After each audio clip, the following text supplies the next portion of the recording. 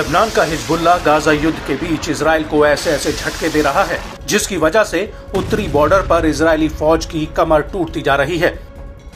पहले तो सैनिकों की जान का नुकसान, वहीं दूसरी तरफ नुकसान सैन्य उपकरणों और हथियारों का, जिनकी कीमत अरबों डॉलर में है। इजरायली सेना को हिजबुल्लाह के साथ अघोषित जंग लड़ना सबसे ज्यादा महंगा पड़ रहा है। और तो और हिजबुल्लाह अब इजराइल के कई संवेदनशील सैन्य ठिकानों की जानकारी तक ले चुका है, जिसकी वजह से इजराइल के भीतर सैन्य ठिकानों, हथियार कारखानों और फैक्ट्रियों जैसे अहम टारगेट अब हिजबुल्लाह के निशाने पर हैं। और अब इसी कड़ी में हिजबुल्लाह ने 11 अगस्त 2024 को इजराइल पर सिलसिलेवार तरीके से कई बड़े हमले किए हैं।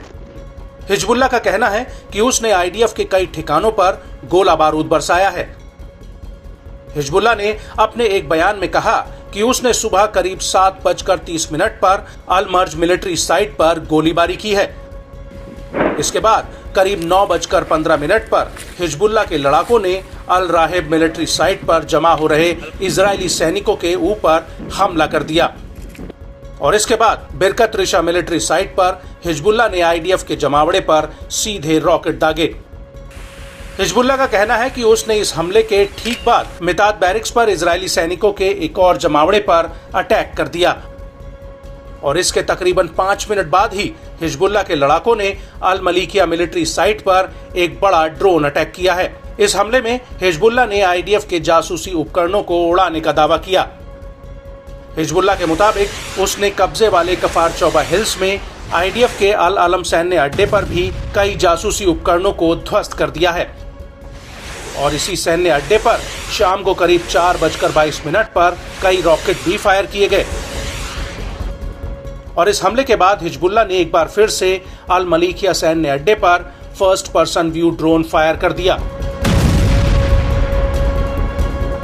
और शाम होते होते करीब 7:20 पर हिजबुल्लाह ने इजराइल लेबनान सीमा पर बसे अल जिर्दा मीटिंग पॉइंट पर एक और हमला किया। यहाँ पर भी इजरायली सैनिक इकट्ठा हो रहे थे। आपको बता दें कि इन हमलों से पहले इजरायली सेना ने हिजबुल्लाह को बहुत बड़ा झटका दिया था। दरअसल आईडीएफ ने अपने हवाई हमलों में 3 बड़े लड़ाकों को मार गिराया था। आईडीएफ ने लेबनान के ब्लिदा कब्जे में हिजबुल्लाह के लड़ाके मोहम्मद हानी हैदर को ढेर कर दिया था। इसके बाद हदाता कस्बे के अली समीर हिजाजी को भी आईडीएफ ने मार गिराया था। और इसके बाद लेबनान के बेतलेफ कस्बे के हुसैन गदबान की भी इजरायली सेना ने हत्या कर दी। आपको बता दें कि इजरायली सेना ने अल ताइबे और मारोब कस्बे और यातेर के बाहरी इलाकों पर बमबारी की थी, जिसका एक वीडियो भी सोशल मीडिया पर वायरल हुआ है।